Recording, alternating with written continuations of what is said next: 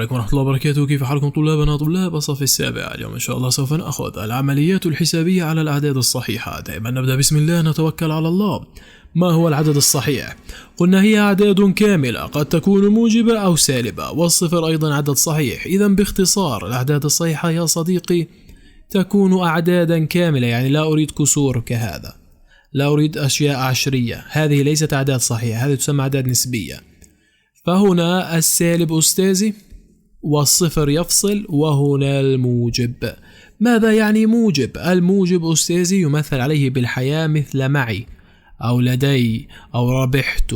طب ماذا يعني سالب في الحياة؟ خسرت، فقدت، دين إلى آخره. واضح ماذا يعني موجب وسالب؟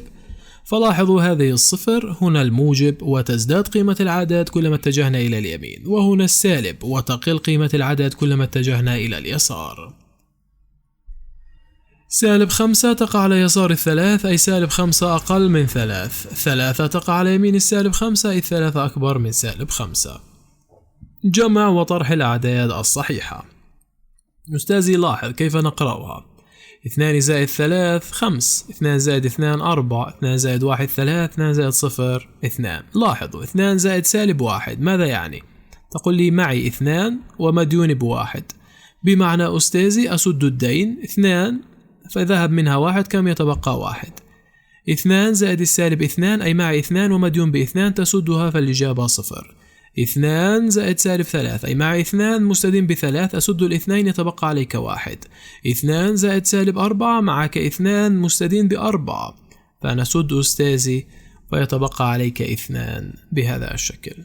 هذه الفكرة لا أكثر ولا أقل. 5 ناقص 3 2، 5 ناقص 2 3، 5 ناقص 1 4، 5 ناقص 0 5. لاحظ الآن إذا ما التقى، احفظها حفظا، إذا ما التقى سالبين وراء بعضهما يتحولان إلى موجب. ف5 زائد 1 6، سالب السالب يصبح موجب. 5 زائد 2 7، سالب السالب موجب. 5 زائد 3 8 فقط. 5 زائد سالب 3، أي معك 5 مستدين ب3 سد الدين فهي 2. تقول يعني نفس الناقص، أقول لك نعم. 5 زائد السالب 2 3، و5 زائد السالب 1 4، 5 زائد 0 5، 5 زائد 1 6، 5 زائد 2 7، 5 زائد 3 8. إذن أستاذي لكل عدد صحيح معكوس جمعي، بحيث أن س زائد سالب س 0. فما المعكوس الجمعي لل5؟ سالب 5، ولل4 سالب 4، ولل3 سالب 3 بهذا الشكل. إذا ما التقى سالبان يا صديقي ماذا يصبح؟ موجب. احفظها حفظا. أوجد ناتج ما يلي. 3 زائد سالب 7، الذي يقرأ بالحياة لا يتعب، فأنا معي 3 ومستدين ب7، سد دين ب3 من 7 يتبقى عليك دين 4، فلذلك نضع سالب. لاحظ هنا دين 5 دين 8، مستدين ب5 ومستدين ب8 فأنت مستدين ب13. لاحظوا سالب السالب ماذا يصبح؟ موجب، فأنت لد عليك دين ومعي 9 مستدين ب3 فالإجابة 6 بهذا الشكل. لا تحفظها بهذا الشكل الذي سيكتبه الكتاب، افهمها معي ودين وأرح نفسك. لاحظوا أستاذي أوجد ناتج عمليات الجمع. تقول لي معي 3 مستدين ب6 فالإجابة سالب 3، يعني مستدين ب3، مستدين ب3 مستدين ب8 فالإجابة مستدين ب11، مستدين ب10 ومعي 4 فالإجابة سالب 6، مستدين ب10 مستدين ب7 فالإجابة سالب 17، معك 12 مستدين ب4 فالإجابة 8.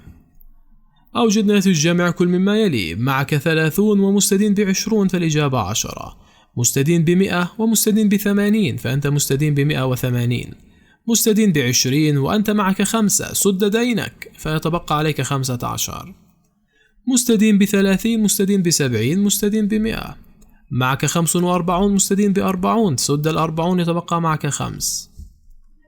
لاحظوا يا أصدقائي إذا كان مستدين ب1132 ومستدين ب471 فأنت مستدين ب1603، فأوجد ناتج هذه. مستدين ب1132 ومستدين ب472، نفس الشيء أستاذي فقط يزداد دين 1. هذه الفكرة. أوجد ناتج طرح كل مما يلي. 4 ناقص 6 سالب 2، قليل ناقص كثير سالب، مستدين ب6 مستدين ب6 سالب 12، مستدين ب4 مستدين ب6 مستدين ب10. 6 ناقص 4 2 مستدين ب2 ومستدين ب10 سالب 12. لاحظ سالب السالب ماذا يصبح؟ موجب، فأوجد ناتج هذه.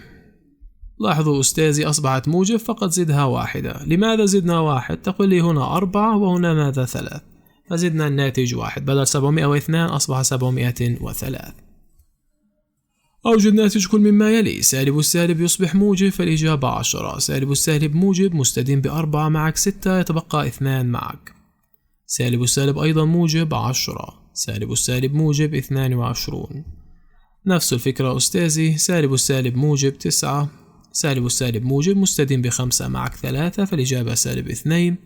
سالب السالب موجب فهي 16.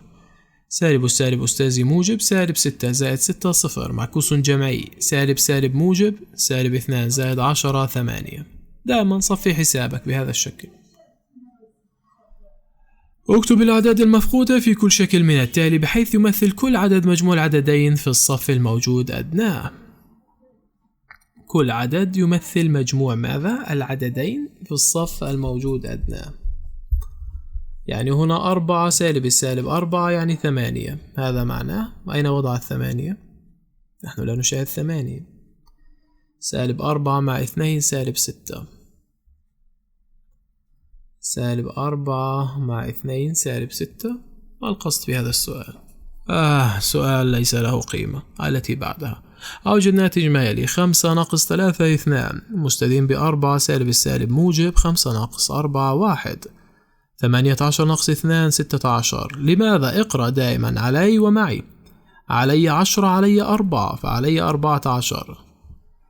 لاحظوا سالب السالب موجب فتقول معي 5 وأصبح لدي 2 فهي سالب 7. لماذا؟ مستدين به 7 سددت 5 تبقى لك 2.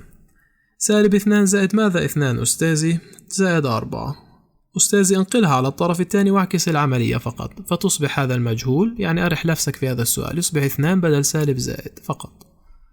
لاحظوا هنا أستاذي انقل هذه هنا فيتبقى لك المجهول واعكس الإشارة. سالب 3 زائد 4. سالب 3 زائد 4 ويساوي 1. أرح نفسك في هذا السؤال بدلا من التحذير بلا قيمة. وهذا هو درسنا أستاذي في جمع وطرح الأعداد الصحيحة. أعجبكم الفيديو لا ننسى نغير زر اللايك، نشترك في القناة. حفظكم الله ووفقكم بحفظ الله ورعايته.